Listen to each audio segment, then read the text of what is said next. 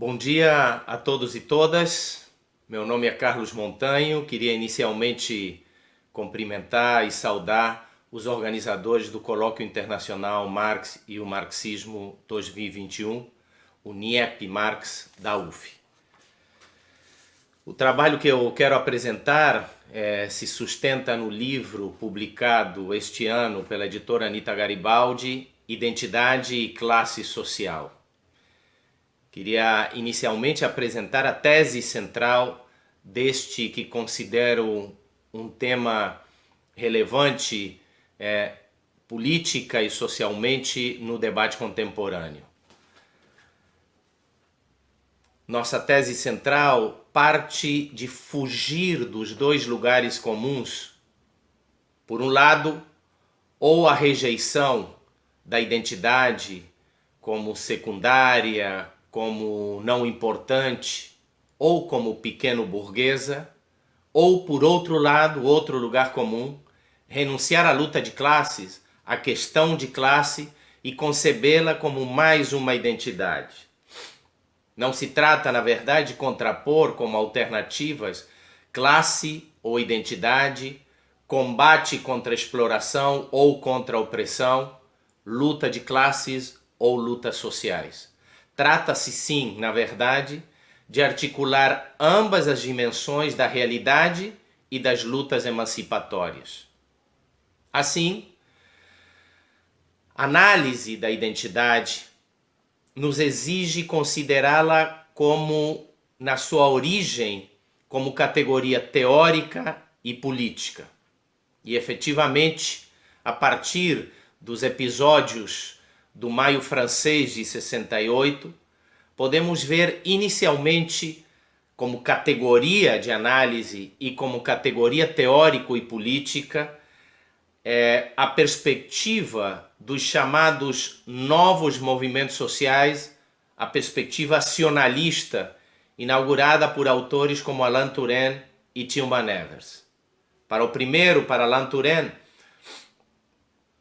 há três princípios nos novos movimentos sociais, que são o da identidade, o da oposição e da totalidade. Já Tilman Evers, entre as suas teses dos novos movimentos sociais, concebe que estes têm um potencial transformador não político, mas sociocultural, e que este potencial e estes movimentos se fundam na dicotomia alienação-identidade. Por outro lado, as perspectivas pós-estruturalistas e pós-marxistas, de autores como Manuel Castells, para quem a identidade, como um atributo cultural, existe em torno das relações de opressão. Já para Zygmunt Bauman, na modernidade líquida, o que ele trata como sociedade pós-moderna, a identidade é líquida, é flexível, é variável e ela é múltipla. Ou seja, não se trata de uma identidade rígida, imutável e única, como em sociedades anteriores, segundo este autor. E finalmente, e de forma muito semelhante, Stuart Hall, para ele na sociedade pós-moderna, ou como ele chama da modernidade tardia, a identidade também é histórica e não é biologicamente determinada. Ela é múltipla, flexível e transitória. E finalmente, entre as correntes que inauguram o debate contemporâneo sobre identidade como categoria teórica e política, o chamado liberalismo identitário. Conforme o liberal norte-americano Mark Lilla, a política identitária liberal, oriunda do Partido Democrata, esvaziaria os conceitos de cidadania e de nação como conceitos universais, desagregados pelas identidades. Muito bem, agora precisamos caracterizar o que é e de que estamos falando quando falamos de identidade. A identidade expressa 3 tipos de relações.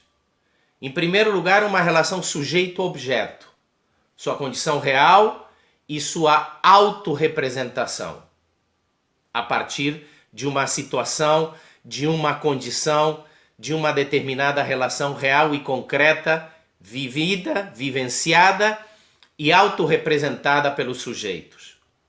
Uma segunda relação, sujeito-sujeito, que é quando há a construção da identidade grupal e coletiva a partir de um atributo ou de uma situação em comum. E, finalmente, a relação sociedade-sujeito, quando a identidade é socialmente atribuída. Muito bem, esta categoria, a identidade, ela pode expressar tanto uma realidade objetiva, tendo uma dimensão objetiva, quanto uma realidade subjetiva, a autorrepresentação e a autoimagem. E ela pode, a identidade, se compor de uma articulação destas 2 representações, destas 2 dimensões. A objetiva, própria da realidade, a subjetiva, própria da autorrepresentação. Há também na identidade, como vários autores afirmam, um caráter estrutural atribuído às relações de opressão. Silvio Almeida trata esta questão particularmente para o racismo como uma determinação, como uma relação de opressão estrutural e não apenas pessoal ou sequer meramente institucional. Já o machismo e o patriarcalismo, como é tratado por Engels no seu clássico A Origem da Propriedade Privada, da Família e do Estado, assim como por outras autoras feministas, Elizabeth Badinter, Judith Butler. Quer dizer que a identidade e as relações de opressão a elas vinculadas não expressam meras relações interpessoais, mas expressam determinações estruturais.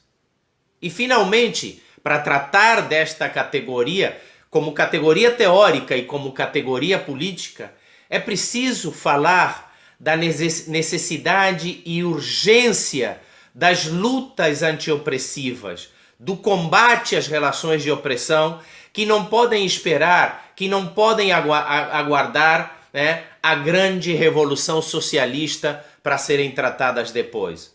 É preciso dizer claramente que elas são urgentes e necessárias e precisam ser enfrentadas e combatidas na atualidade.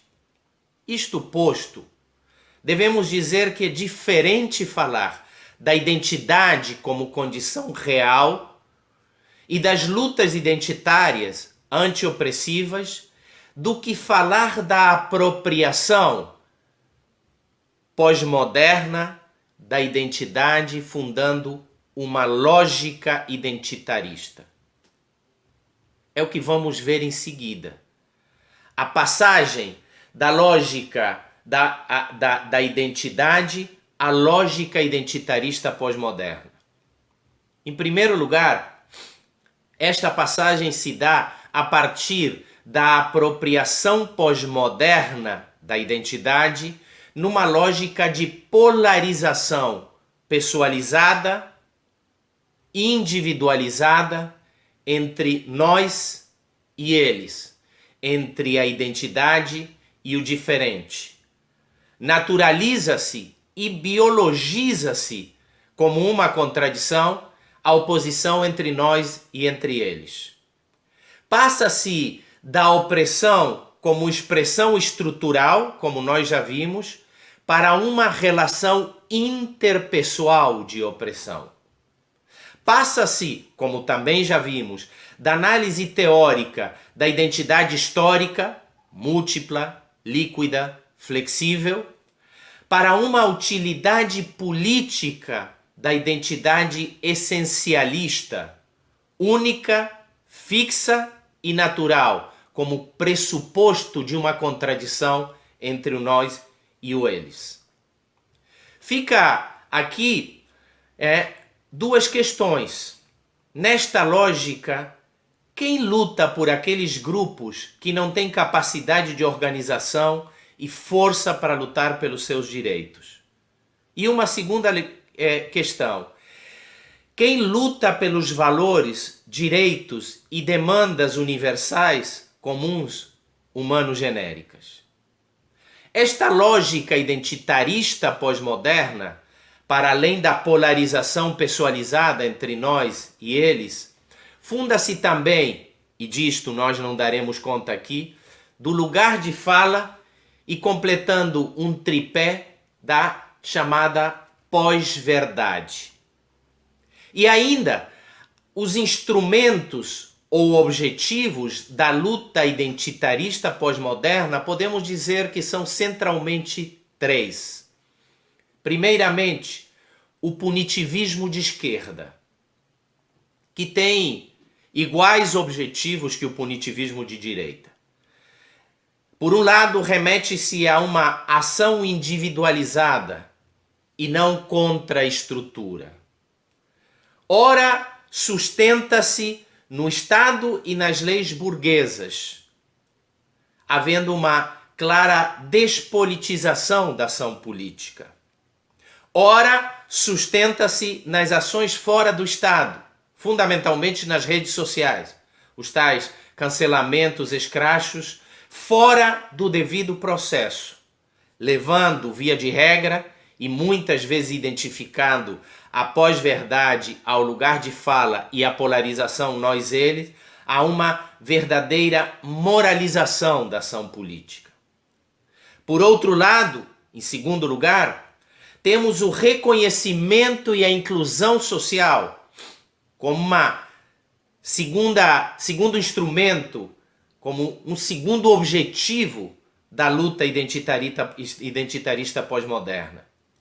O reconhecimento da cidadania, da condição e da igualdade de acesso a determinada identidade, o que é efetivamente necessário e uma reivindicação importante, mas insuficiente. E, em segundo lugar, a inclusão no acesso a direitos, a espaços e bens, mas dentro da ordem. Domênico Lossurdo nos lembra que para Marx as lutas de classes apresentam as duas dimensões. Por um lado, a dimensão econômica, lutas em torno da distribuição e redistribuição da riqueza, fundamentalmente em torno da exploração e das relações de exploração. Mas, por outro lado, também as lutas de classe, para os clássicos do marxismo, envolvem também a luta pelo reconhecimento em torno das relações de opressão.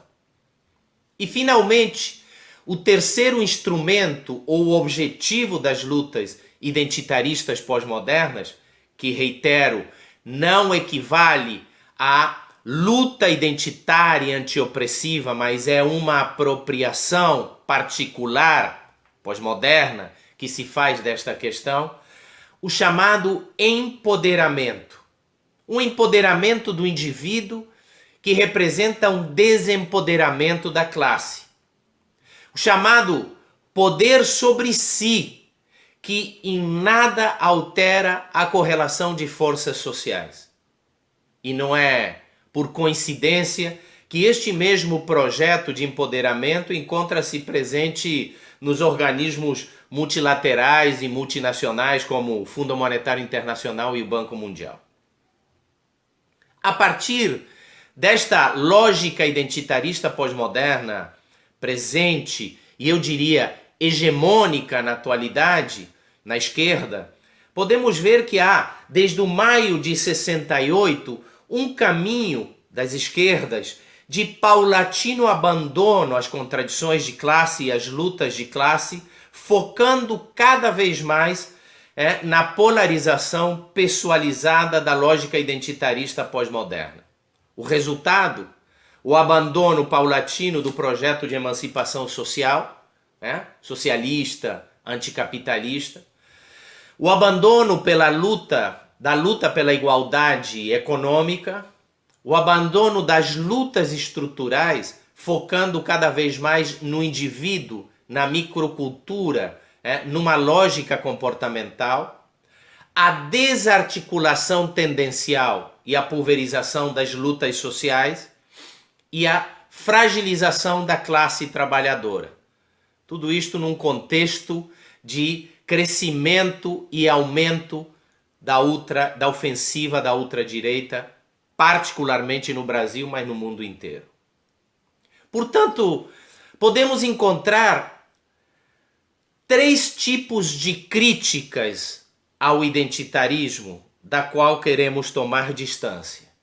Em primeiro lugar, a crítica da própria ultradireita, que não é um combate à identidade, uma crítica à identidade, porque ela mesma se funda numa identidade, mas uma crítica à identidade dos subalternos.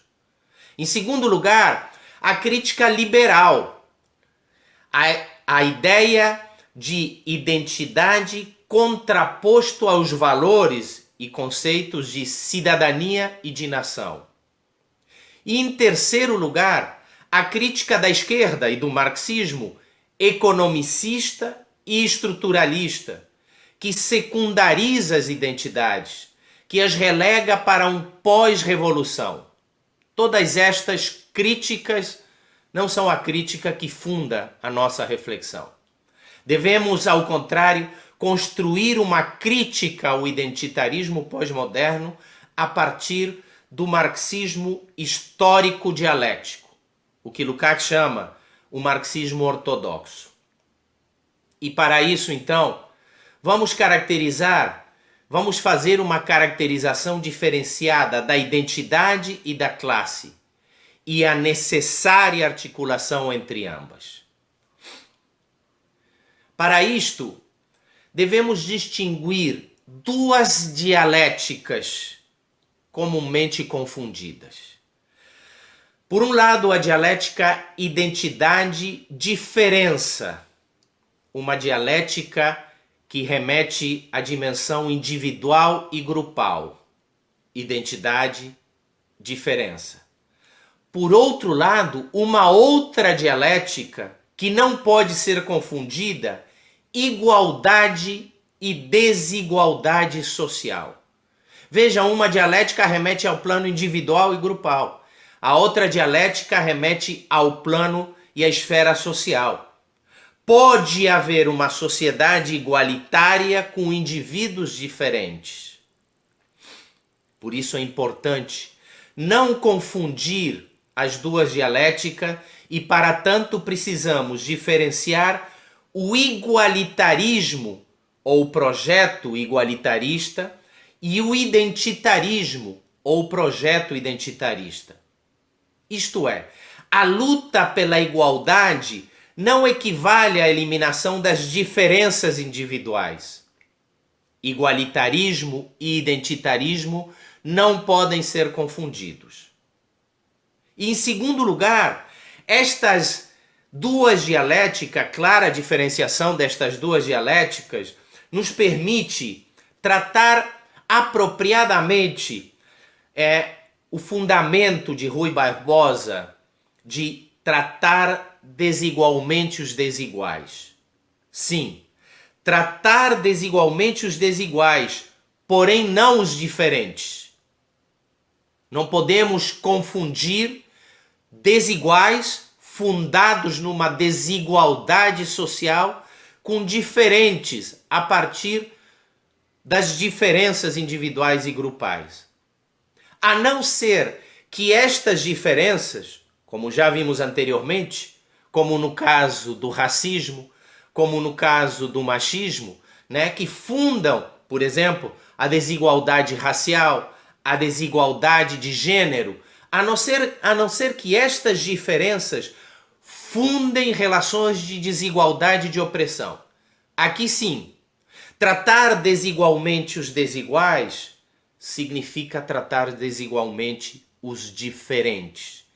E é a partir daqui que as ações afirmativas, ou que o Silvio Almeida chama da discriminação positiva, têm seu fundamento.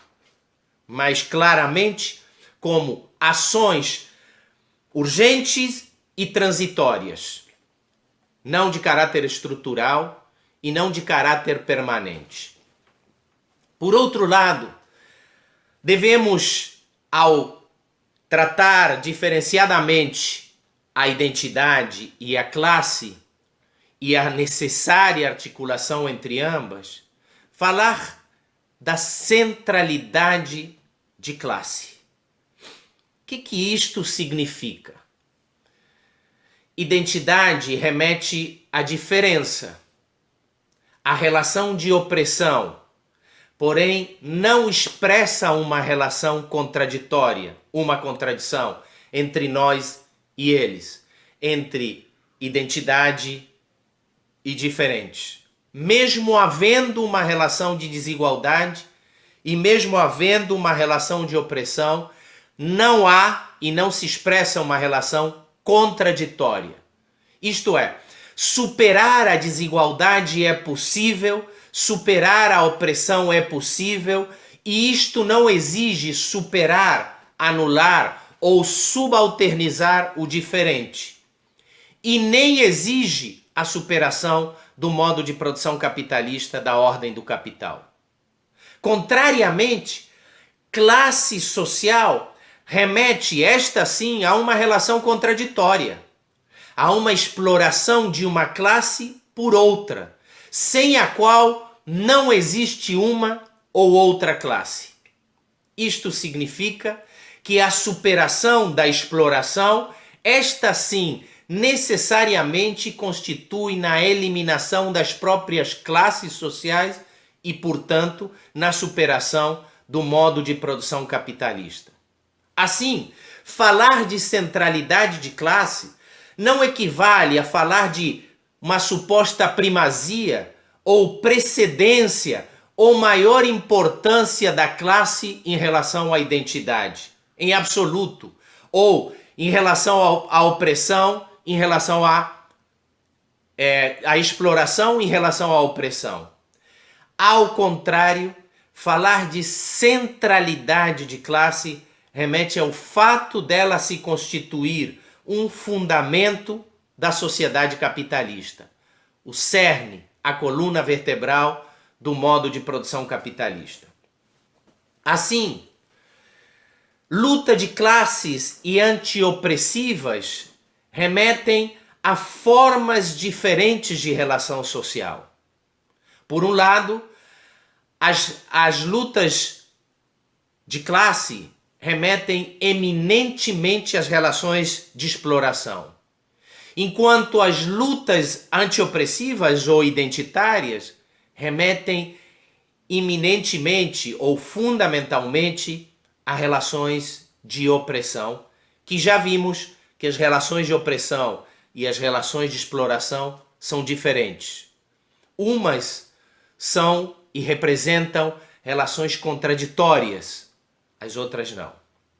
Porém, mesmo as lutas de classes e as lutas antiopressivas se fundando em relações diferentes, elas não são alternativas ou excludentes, no sentido de optarmos ou pelas lutas antiopressivas ou pelas lutas de classes, ou pelas lutas focadas nas relações de opressão sobre identidade, sobre minorias, ou pelas lutas focadas nas relações de exploração, etc. Elas não são alternativas, antagônicas, excludentes. Muito pelo contrário. O projeto emancipatório, revolucionário, deve incorporar e articular todas as lutas de classes e antiopressivas, particulares, identitárias. O que veremos a seguir na nossa parte final da exposição. Em primeiro lugar, devemos dizer que as lutas antiopressivas identitárias devem se articular enquanto particularidades à totalidade social. As lutas identitárias devem ser também uma luta anticapitalista. Vejamos, o negro, a mulher, o imigrante, o LGBT, não são oprimidos apenas por sua condição identitária, mas também enquanto classe trabalhadora, fornecendo mais-valia em torno da exploração e fornecendo uma força de trabalho mais barata para o capital. Em segundo lugar, as lutas de classe, por sua vez, devem incorporar as bandeiras e as causas das lutas antiopressivas, identitárias. Nenhuma menos e vidas negras importam devem ser bandeiras das lutas da classe trabalhadora. Finalmente, o projeto emancipatório revolucionário deve incorporar e articular todas as lutas de classes e antiopressivas identitárias. As lutas de classe, quando penetradas por todas as formas de opressão e desigualdade, por todas as diversas e diversificadas e múltiplas identidades, permitem a confluência de todas as lutas antiopressivas num projeto de emancipação política e humana. Nem a mulher, nem a população negra serão plenamente emancipados se, mesmo superando a opressão de gênero e racial, persistir a exploração a qual são submetidas na sociedade capitalista e vice-versa. Com isto, quero agradecer a atenção de todas e todas. Muito obrigado.